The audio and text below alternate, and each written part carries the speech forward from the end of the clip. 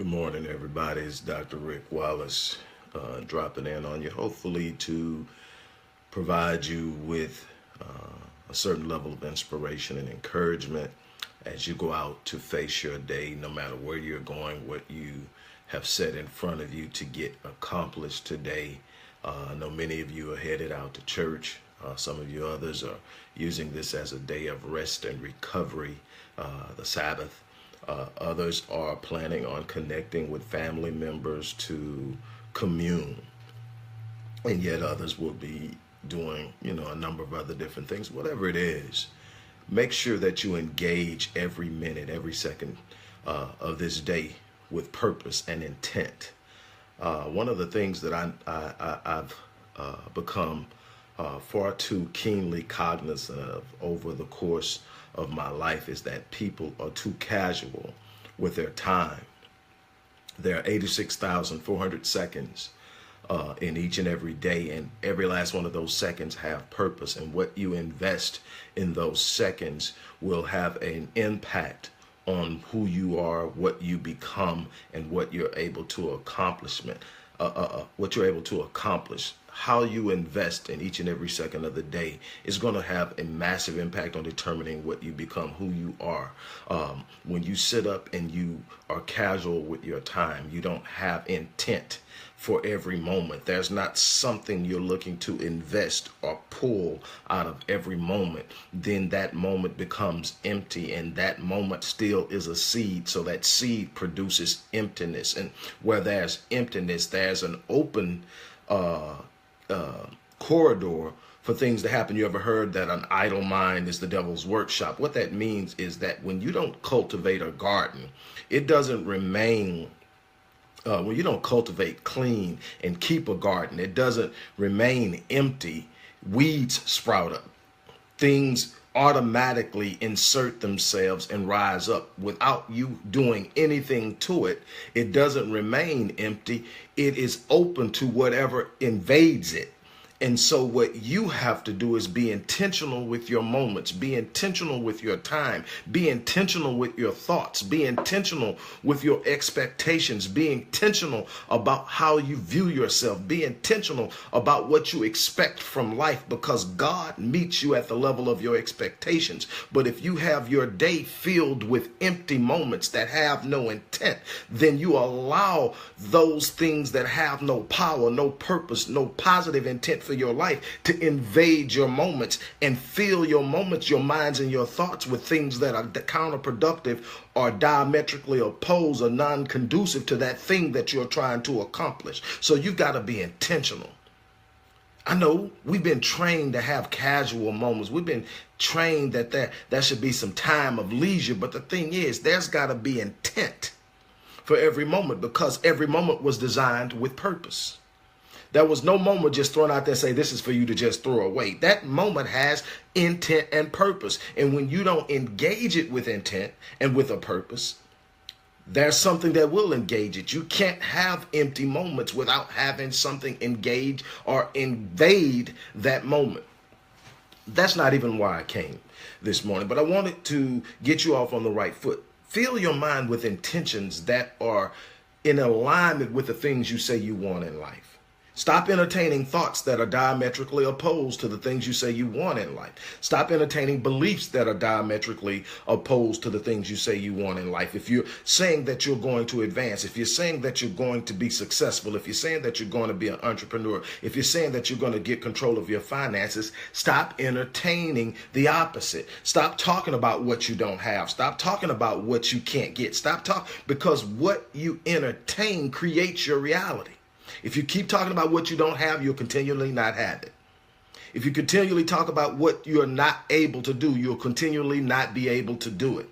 You have to stop entertaining, because what your mind is trained to do, this great machine that is unsurpassed by anything ever created, it's trained to go out and get you the things you think about or the things you say. So if you say I can't, it's going to go out and find every reason and every piece of evidence why you can't. If you say that that's impossible, it'll go out and find every piece of evidence that proves you right. Everything that you sit up and say is, your mind is designed to go out and actually get it. There's a part of your brain called the reticular activating system. It's actually a biological, physiological part of the neurological makeup of your brain that is designed to filter out information that comes through your conscious mind and then send it into your subconscious. And when you make up your mind about something, anything contrary to what you've made your mind up about will be filtered out, and what you made your mind up about will be allowed in. If you sit up and say you can't, every piece of evidence that proves you can't will be allowed in. Any evidence that is discovered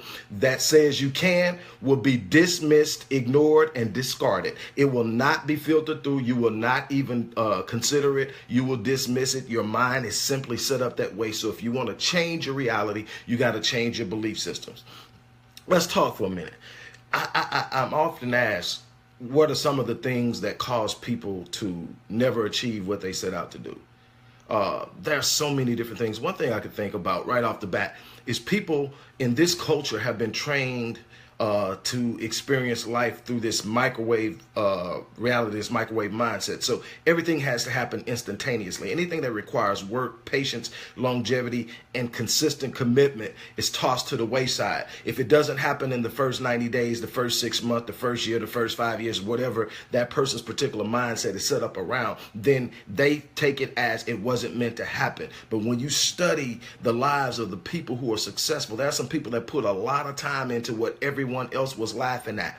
I think Edison failed 10,000 times before he finally got the light bulb to work with the help of, I believe, Lewis Latimer. But the bottom line is, if he would not have, what if he would have stopped at 300 when people were laughing at him, talking about how stupid he was? You can't create no damn light bulb. How many times did Orville and Wilbur Wright fail?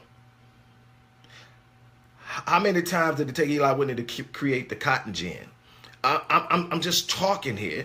I have a friend that is an unbelievable inventor. I mean, he's doing some pretty crazy things. He's also a very powerful spiritual healer.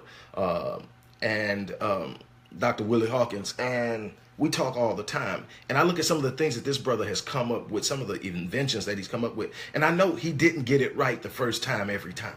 What if he would have quit? We give up too easily. We let someone else define when we should quit. If it's been conceived in your mind and you've claimed it as yours, there is no quitting point. There is no distance you don't go. Once you've invested your energy, your spiritual energy of releasing your vision and then going and pulling it in, you've given yourself to something. And when you release it, you release a piece of you to go out and do something else that may be easier but not fulfilling. But I'm gonna get to what I'm really here about, and then I'm gonna let you guys do what you do today. When I think mostly about why people don't succeed, it kind of ties into what I just shared with you, and that is most people, first of all, go on their feelings. They let their emotions guide them. Your emotions are an indicative mechanism. Your emotions kind of tell you where you're at. Your emotions are something that you can attach to something to give it energy, but your emotions should never be your decision-making mechanism. It should never be what you use to determine whether or not you're going to do something, whether or not you're going to commit and stick to something, or whether you're going to walk away from something. That's not what your emotions are for. But see, what happens is we get so caught up in our feelings, and behind every feeling is absolutely nothing but that, a feeling. The substance of life is not hidden in feelings. It's hidden in principles. Behind everything that you encounter and engage with your feelings, you have absolutely no power, absolutely no substance, absolutely no form of power through which to engage what you're attempting to engage. But behind every principle of life is a promise. When you're practicing a principle, the principle comes with a promise. The principle that says every seed that is sown produces a harvest. That comes with a promise. It tells you whatever seeds you plant, you're going to eventually reap the harvest of the seeds. You can't plant seeds of negativity and reap a harvest of positivity. You can't plant a seed of of bitterness, anger, and ungratefulness and receive the bounty of gratitude. It doesn't happen that way. So behind every principle is a promise. Here's the problem, though. A lot of us have even gotten wind of the promise. We understand behind every principle is a promise. Behind every principle, if I get up every morning and I invest in myself, and I get up every morning and I grind, and I get up every morning and I do A, B, and C, and D, then there's at some point going to be a harvest that I get to reap from the work that I'm putting in. We get that. But here's where we lose, and here's why we never attain, because we're not prepared for the process. See, we want the promise associated with the principle, but we're not prepared to endure the process. But here's the problem. Process precedes promise. You got the principle, then you got the process. Once you endure the process, you get to have the promise. You cannot have an attainment of the promise without there first being an endurance of the process. That's the problem I see with most people. They want the promise without the process. They want the promise without the struggle. They want the promise without the fight. They want the promise without grinding. They want the promise without steadfastness. They want the promise without commitment. They want the promise without holding on. They want the promise without pushing through. See, the process is rough sometimes. The process can be a struggle sometimes. The process is that test to find out if you really truly want the promise. The process is that test to find out if you're truly ready to receive the promise. The process is the test to find out if you're really built to have the promise. And see, if you can't push through the process, there will be no obtainment of the promise. When you can't make it through the process, you corrupt the principle. Let me explain something. We're talking about planting and sowing. We're talking about principles and promise. We're talking about having something go in front of you, take it, and then you think you get something. But let me explain something to you. I can take tomato seeds, plant them in a fertile soil, and the promise of the seed is that it will produce tomatoes. But check this out. There's a process that precedes the promise. If I don't water the seed, if I don't nurture the ground, if I don't turn the soil, then what will happen is weeds will come in, and they will come in and choke the life out of that sprout that is trying to grow. If I don't fertilize and water the soil, it will starve the nutrients that's necessary for the seed to take root and sprout, and there won't be a promise. See, you got to understand, without the process, the promise is corrupted. See, well, you can have the principle, and behind every principle is a promise. But if you're not willing to go through the process, if you're not willing to endure the struggle, if you're not willing to stay steadfast, if you're not willing to commit, if you're not determined that there is no distance that you're not willing to go to ensure that you get what you've planted, if you're not going to protect what you've planted, if you're not going to nurture what you've planted, if you're not going to sit by and watch and guard what you planted, then you can expect that there are some things that are going to come in and corrupt the seed. And even if you get tomatoes, they're not edible. They have no nutrients in them. They can't serve their purpose because you tried to circumvent the process. That's the problem that I see with so many people, is they want the promise, but they want to circumvent the process. There's no circumvention of the process if you plan on obtaining the promise. I'm sorry. I wish I could tell you something different. I wish I could tell you that there was a life of ease out there, that was certain things that you weren't going to go through. There were certain pains, disappointment. There wasn't going to be any delay. There wasn't going to be any disappointment. There weren't going to be people talking behind your back. There weren't going to be people trying to talk you out of it and tell you you're crazy. There wasn't going to be this malignment of your vision. I wish I could tell you that, but that's not how it's done.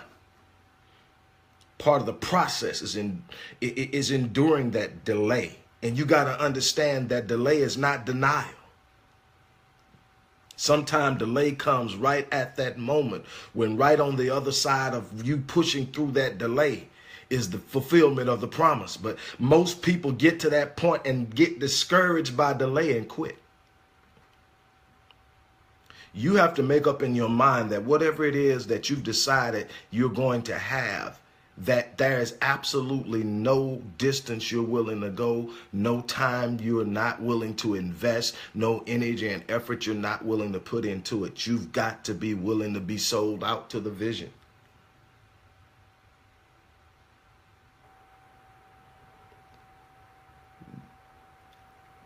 Finally,